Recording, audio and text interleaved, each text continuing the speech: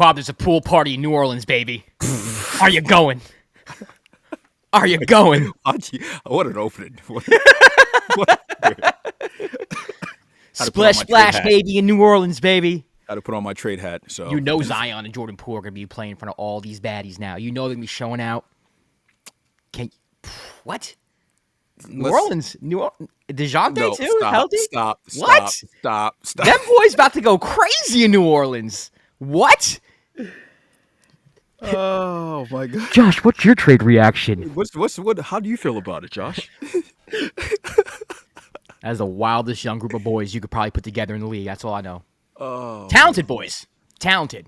Why don't go ahead and announce what the trade is? Okay, so let's start with that. Let's start with that. Let's start with the sham. Well, shams. The New Orleans Pelicans are trading CJ McCollum, Kelly Olynyk, and a future second-round pick to the Washington Wizards for Jordan Poole, Saddiq Bey, and the number 40 pick. Interesting trade. I think the play here with Washington is obvious for me. You take on the big contract of CJ McCollum that ends at the end of the year. You have cap space for 2026 for whatever free agents you want to bring in. I assume, they're going to want to build around Alex Sarr, Kwab maybe. The Wizards, they're really not in a position where their future looks bright. Whoa. What? Let's be honest, bro. The Wizards have a bright future, bro. According to what? You have Alex Sarr and who else, really, that's young that you can, say it's going to be in your core for... Bob Carrington, Bilal Coulibaly, Kaishan George, Alex Sarr. Those are the four young players. Does that excite you if you're a Wizards fan? I'm not trying to be disrespectful. It should, because those players played. They got also AJ Johnson, who they got from the Bucks in the Kyle Kuzma trade. Right. Getting those young players and giving them playing time throughout the course of the end of the year, there were some moments you're like, okay, well, it's a very talented young bunch, a talented young core, and they have a chance to grow and get better. Like Alex Sarr got better. I think Alex Sarr is good. Bilal's good. Yeah. So Bilal showed improvement. Yeah, I don't think they're trash. I'm not saying these players are trash. No. I'm not saying they're trash, but to say that they don't have they have a nice young future core. I know a lot of people don't care about the Wizards or watch because they were so bad. Yeah. But they have a young, nice core of young players that are very, very talented that have a chance to get better as the season progresses. All right. For the Pelicans, I the more I think about it, the more it makes sense, right? For me. Now, tell me if I'm wrong about this. Okay. Zion Williamson, if he's healthy, right? The whole thing was how do you build a team around Zion? Well, you're going to need shooters because the way he plays, teams are going to pack the paint on him. He's not a shooter himself. Teams are going to pack the lane, pack the paint. You're going to need people to shoot him out of that, whatever defense that they're in. Maybe it's a zone. Maybe it's a very help the paint oriented defense. And now you get two players, Jordan Poole and Saddiq Bey, who I think is an underrated aspect in this deal, who can shoot you out of that type of coverage, along with DeJounte Murray if he comes back healthy, Trey Murphy if you keep him, Jose Alvarado. I know he's not known as a shooter, but if you leave him open, he can hit the shot. I like the Pelicans roster, man. I don't think they're contenders by any means, but I do think this is a team that the NBA, I guess, community has maybe forgotten about a little bit. Not this year, but the year before that, they were the 1 seed all the way in December, significantly into the season, and then injuries cut out to them. They traded Brandon Ingram to the Raptors, so they got rid of that piece, but there's still talent on this roster. To me, I like this deal. I do. Jordan Poole, he has this wild reputation. I was kidding, joking about who he is at the beginning of this episode, but he has won a championship. He can score if you put the ball in his hands, and he can shoot. Now, can they hone that in? I don't know.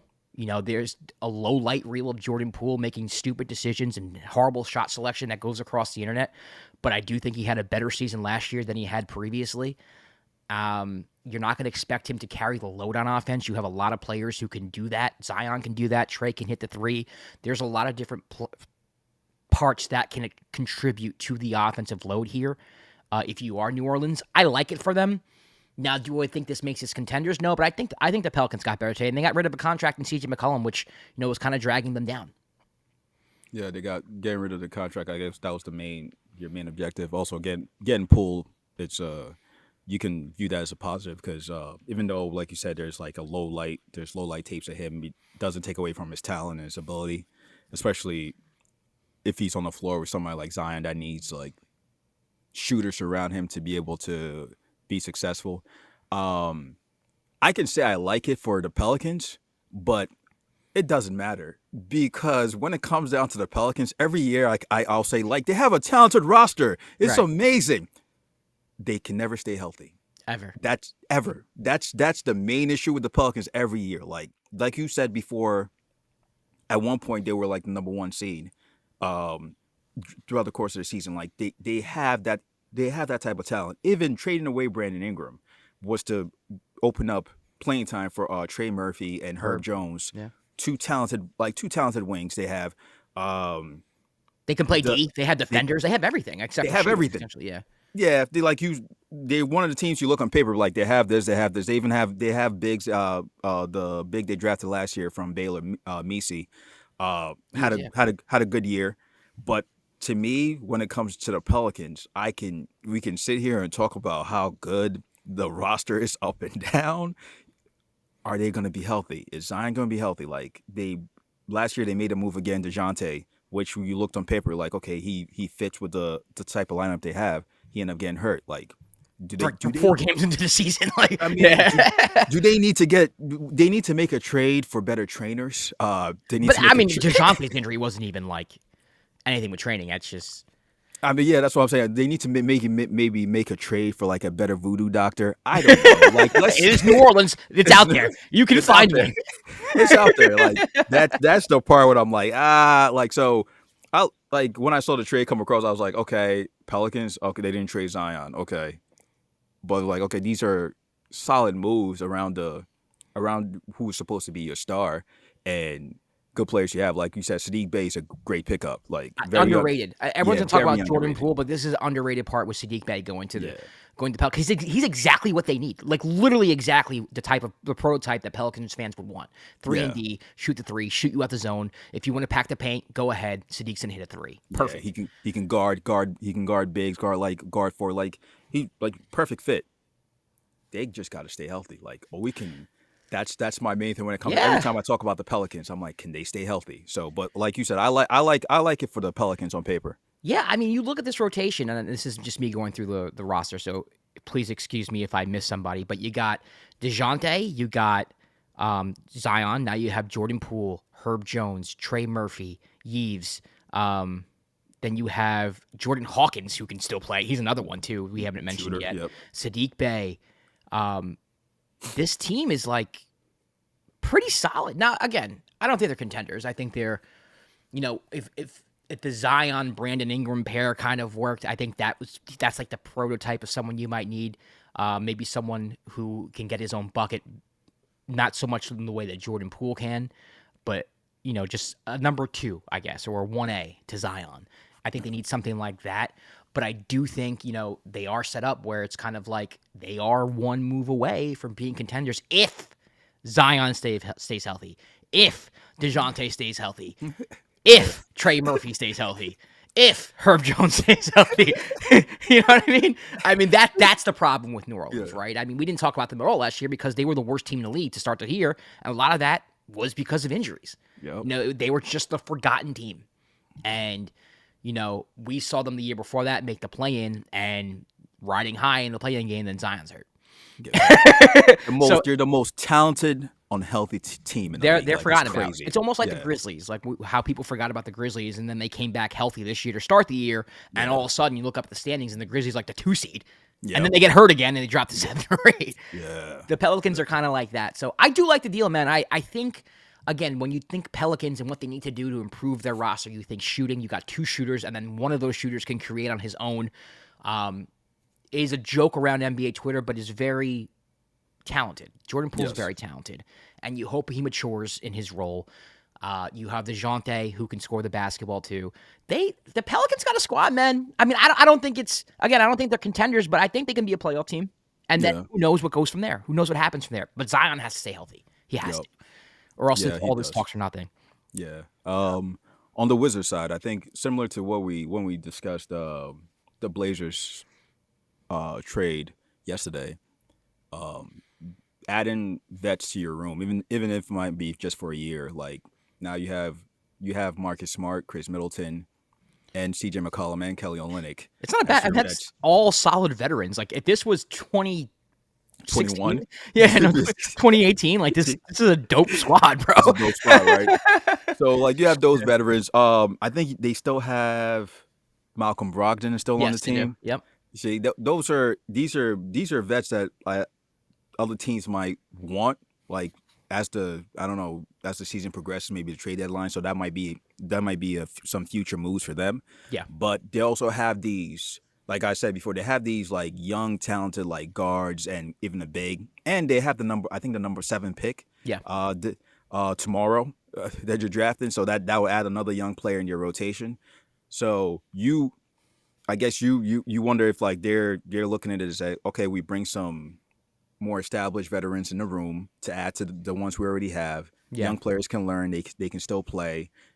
We maybe get better. I know we talked about this yesterday too. I'm like maybe try to make the play in. Maybe What's try the to point? win Like the. I'd rather Go get a ahead. draft pick. I'd rather get a draft pick. What say that again? I'd rather a number 6, number 7, number 5 pick than to make the play in and lose. Yeah, yeah.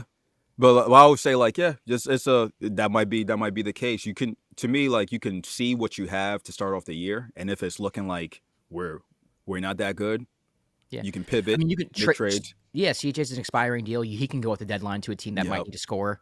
I think CJ's role going forward for a contending team might just be that guy off the bench, like similar to what Jamal Crawford was, just Yeah. coming off the bench 15, 20 minutes a game and just like, yo, go score. Go And get then some come buckets back for out. us. I think that's going to be CJ's role going forward. Yeah. I actually would love that for the Knicks. I don't know if he can defend though, so that's another thing. But there are teams out there that could actually use someone like him off the You bench. want another undersized guard coming That's off your why I bench? changed my mind. Jeez. That's why I changed my Yeah. mind. Yeah. But I think other teams could The whole use it. process went right Yeah, away. yeah, You're like, yeah. This is no. this is real time. This is real time stuff, man. Yeah. No, but I like it for the Pelicans. If I'm gonna grade it, I'm gonna give it a B. I'm gonna give it a B for the Pelicans. You get rid of a B plus. You get rid of a contract in CJ McCollum, even though it's expiring.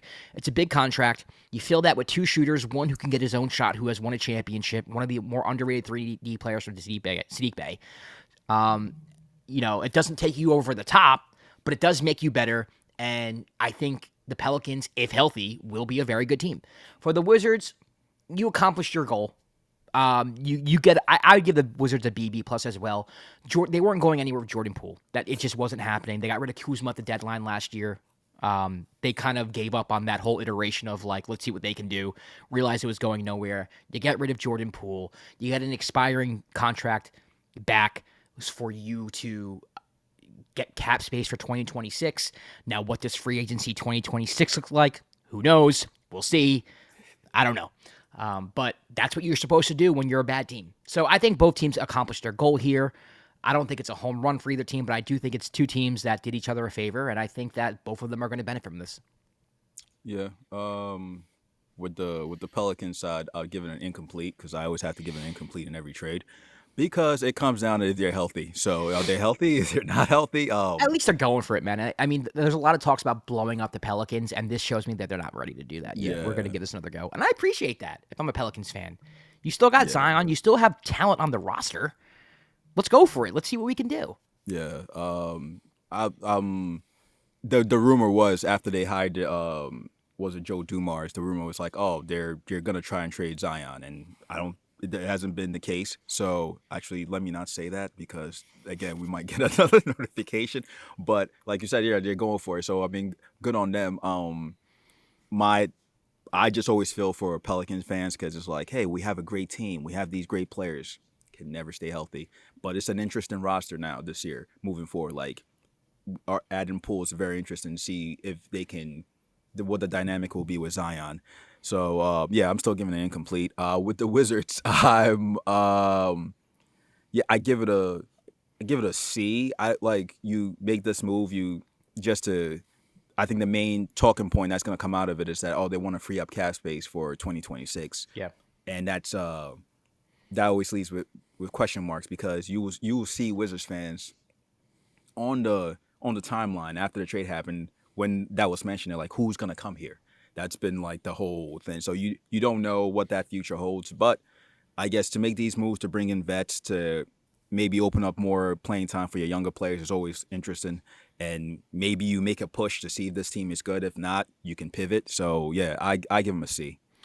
Yeah, it's just if you're a Wizards fan, it's just a timeline thing, right? Like you're just gonna have to wait a couple of years to be good again. I think that's what it is, and you have to be patient. Is it okay? But real quick, okay. Well, what if part of a couple of East teams, like maybe the Wizards or somebody else, is looking at all these teams that are down in the East because of all these injuries and thinking, hey, maybe we could sneak in for like a number 6 in the playoffs or something. But like, I get what you're saying. Yeah. And, I mean, there are some teams I think should be thinking that way, like the Raptors, for instance. You have Quickly, you have Barrett, you have Ingram. I know there's rumors there with them blowing up that team, but like the Raptors, right? Young, the Pistons, who were your 6 seed, this year maybe will be the 3 or 4, the Magic. But there are still tiers to this crap, right? Like it's not like just because you were the Wizards and you finished second to last, oh great, now you can finish 11th. Like, come on, like what are we talking about here? Anything is possible. Anything is possible. I don't know. I just feel like teams like the Wizards should not be thinking that way.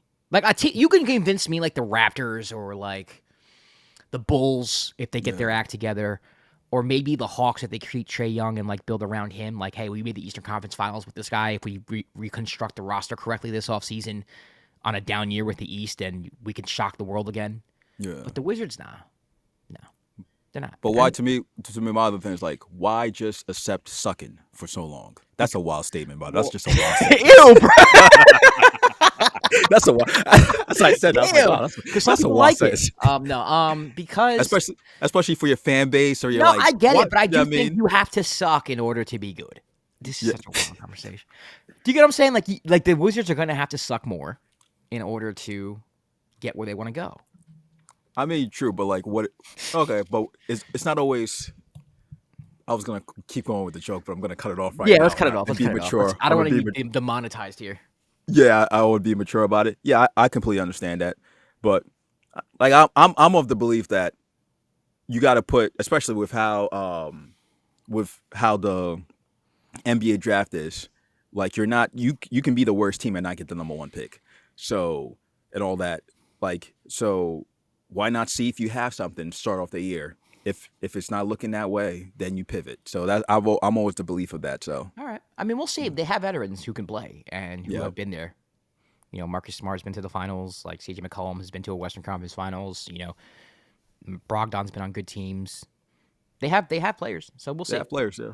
Well, all right, well, the draft's tomorrow. Kwab and I thought we were going to see tomorrow, and that was going to be it. But, of course, Shams had to drop a ShamWow. I don't want to say see you tomorrow because who knows? Maybe the Knicks will hire their coach in the next hour or so. And we'll be back.